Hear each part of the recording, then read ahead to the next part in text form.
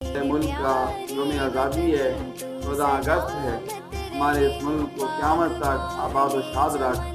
ہر ایک دشمن سے نظر بد سے یا اللہ کو محفوظ فرما، چین سکون امن راحت عطا فرما، اسلامی قوانین کو اس ملک میں نافذ الرائج فرما، یا اللہ کریم